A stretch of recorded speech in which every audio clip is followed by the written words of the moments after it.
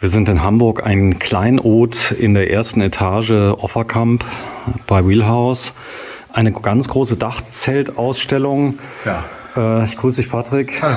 Hast mir gar nicht erzählt, dass du Dachzelte hast. Nee, aber war ja in Dasing jetzt auch nicht so das Thema. Haben wir zwar auch ein paar, aber die große Ausstellung ist hier. Und wir sind spezialisiert auf die Kido-Dachzelte. So, Kido, ich zeig mal gerade, wie das geschrieben wird. Also wie Speedo, bloß anders. Also kido.de. Die kommen aus Deutschland? Oder? Ja, die sitzen in Süddeutschland und sind einfach vom Preis-Leistungs-Verhältnis, von den verwendeten Materialien, vom Design, die gehen ganz andere Wege als die allermeisten anderen Hersteller. Also wir haben hier kein GFK, das sind alles Aluminiumrahmen. Es gibt auch keine richtigen Bodenplatten, sondern es ist alles eine Art Lattenrost, der nach unten offen ist. Dadurch erreichen wir auch sehr hohe Matratzenstärken, die aus 2 Teilen bestehen. Ist es im Winter einsetzbar? Ja, es gibt Thermo-Innenzelte dafür, es gibt riesige Vorzelte, um die an Busse anzubauen, an PKWs. Extrem flexibel und lichtundurchlässige Stoffe, Dachfenster oben drin, also sehr hell, sehr einfach aufzubauen. Das Thema Dachzelt ist dann natürlich schwer im Kommen, Ja, weil schon lange es die einfachste Möglichkeit ist, eigentlich einzusteigen, oder? Ja. Und du kannst Viele natürlich... junge Leute Ja. einfach und du verlierst quasi kein Geld. Also heute ein Dachzelt leihen macht eigentlich kaum Sinn. Auch die unterliegen natürlich Preissteigerungen und wenn du da 1-2 Jahre so ein Zelt hast und das dann verkaufst, verlierst du vielleicht 200 €. Da zahlst du für eine Mietung mehr und dann ist es dein eigenes. Was wiegt so ein Ding hier unten? Also das ist das Slim, das ist so ein bisschen speziell. Also um das kurz zu demonstrieren, man zieht das hier einfach rein und dann zieht man den Deckel runter. Das war's? Ja. Ja, das ist alles Aluminium. Da kannst du hier in die Rails noch Dachträger reinsetzen, nochmal eine Dachlast von bis zu 30 Kilo mitnehmen. Kannst Sportgeräte, was auch immer raufpacken. Ja, und dann, klar, wenn du jetzt in der Höhe denkst, Dachfläche, gerade für Frauen, die es meistens etwas einfacher haben wollen, einfach Schnallen gelöst, hochgekippt. Und dann klappst du einfach hier den Bügel raus, drückst hier einfach links und rechts auf den Knopf und dann und dann gibt es hier innen noch einen Spannengriff. Also Sachen von Sekunden. Ja, hast einen schönen Überstand, gibt es einen Tarp, also eine Art Vorsegel, also so ein Sonnensegel. Das Gewicht von dem Zelt? Das wiegt 62. Weil ist ja auch ein Thema Dachlast. Ja. Ja, wir haben aber hier ein Light, das gibt es in 2 Breiten. Das ist das hier oben, das fängt an bei 39 Kilo. Ja. Gibt es in 1,20er Breite und 1,40er Breite. Also was hochinteressant ist, dass in Deutschland sind die Dachlasten oft geringer als in anderen Ländern. Viel geringer, Das ist Maximum 100 Kilo hier. das gleiche Auto, Ja. genau das gleiche Auto hat in Italien 150 Kilo und hier 100. Ja. Warum? Keine Ahnung, deutscher Gesetzgeber. Deutscher Gesetzgeber.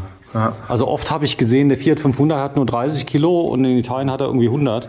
Also es ist irgendwie komisch. Aber man sollte auch die Dachlasten natürlich beachten. Was sind dann so typische Dachlasten?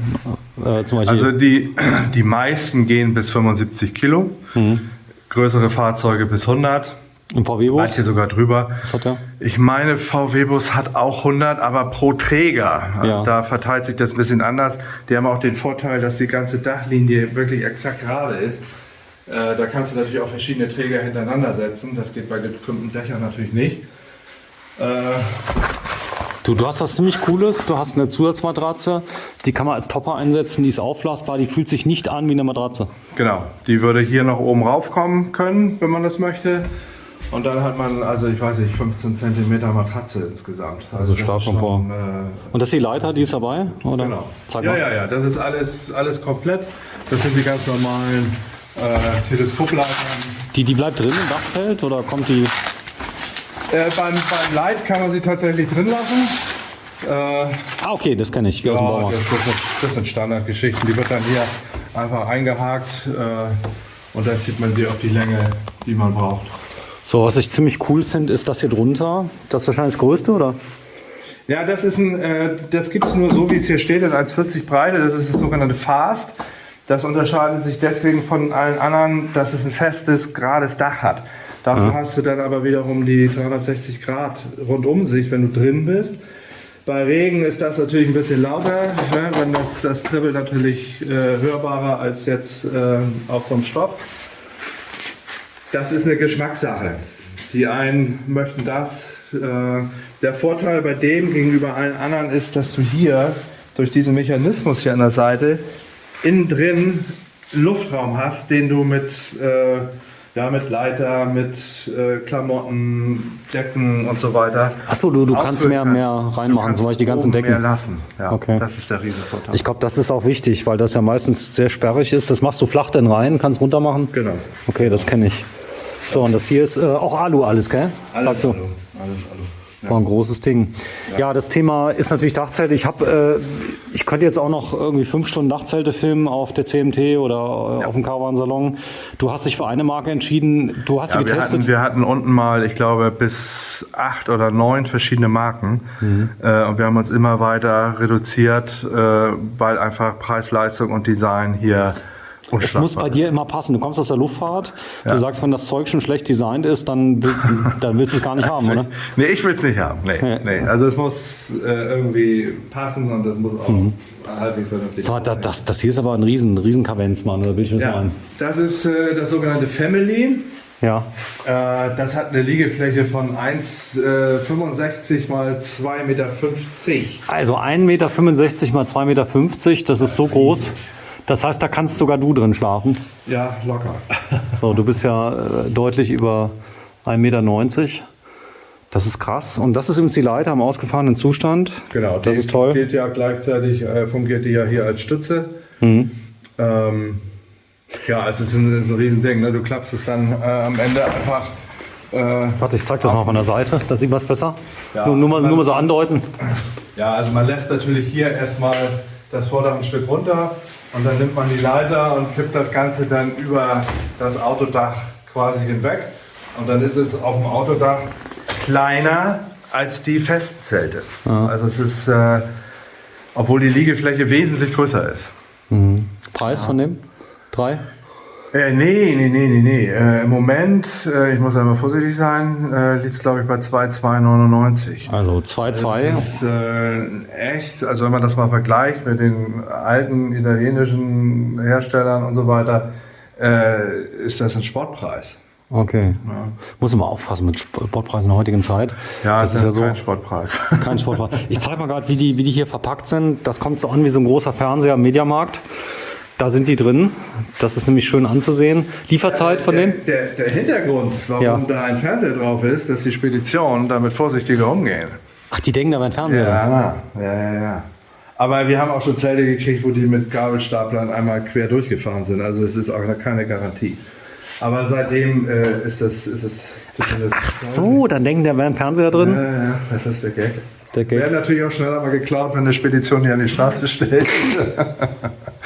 Cool. Ja komm, wir machen noch ein bisschen Werbung für dich. Wir sind bei Wheelhouse, Patrick Nüske.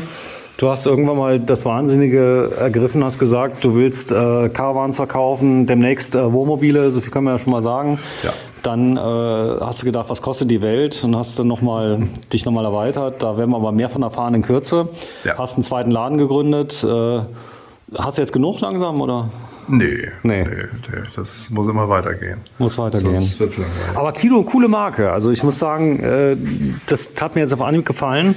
Das hier ist natürlich mein absoluter Favorit. Liebe Firma Kido, wenn ihr mich seht. Ich sag euch, wo meine Garage steht. So. Ist das geil. Dann ist es flach am Boden. So, und dann könnt ihr nach Hamburg kommen. Die habt ihr nicht in Dasing, oder? Doch. Also ich glaube, eins von denen, ich weiß jetzt nicht welches, ist gerade jetzt nicht da, aber im Prinzip an beiden Standorten. Also kurz zur Erläuterung, du hast einen Standort hier in Hamburg, in Lockstedt, und dann hast du einen in Dasing, das ist so zwischen Augsburg und München, genau. Ungefähr auf halber Strecke, und da sollte man eigentlich vorher anrufen. besten Termin mal machen, dass auch wirklich jemand da ist, weil da ist eigentlich immer jemand da, aber vielleicht ist mal gerade keiner da. Ja, dass man auch Zeit für eine Beratung hat. Ja. Ja, also darum geht es ja am Ende. Klar kann man kommen und gucken, nur wenn dann 5 kommen und gucken, dann kommt keiner auf den grünen Zweig. Also es ist jetzt nicht wie der praktisch E-Bike-Laden bei dir mit 300 Verkäufern, sondern es ist eher ein bisschen kleiner, ein bisschen gemütlicher. Ja. Heute kam einer zufällig rein, Däne. Hat der sich angekündigt? Oder? Ja, der hatte sich angekündigt. Der hat nämlich noch einen großen Wohnwagen gekauft. Ja. Und das hier jetzt sind wir ja praktisch Off-Season mitten im Dezember. Trotzdem kommen noch Leute rein ab und zu? Ja, ich bin erstaunt. Also gerade die letzten, weiß ich nicht, 4-5 Tage ist. Ich habe das Video auch laufen lassen. Ja, mit Sicherheit hat das damit. Weiß ich nicht. Patrick Nuske. Klar. Was ist das hier für einen Sitz? Ist der gut? Ja, das ist auch alles von Kido. Ne? Also die haben Tische, super Tische aus Bambus. Die haben diese wahnsinnig bequem in verschiedenen Größen. Das ist jetzt der Jumbo, es gibt den auch. Genau, wenn du den mal gerade nach vorne nimmst ins Licht, dass wir den mal sehen. Weil ich bin immer auf der Suche nach einem guten Stuhl, der auch wirklich gut ist, weil die meisten brechen bei mir nach kurzer Zeit auseinander. Ist der gemütlich? Ja. Und er ist, wenn man ihn so zusammenfaltet, da gehört natürlich eine Tasche dazu, wenn die Füße dreckig sind, dass man den Karawan nicht dreckig macht. Man kriegt ihn auch wesentlich besser verstaut durch diese Packform als diese regiestuhlartigen Konzepte. Mit Kühltasche hier am Becherhalter. Patrick, wenn du dich mal gerade reinsetzt, mach mal.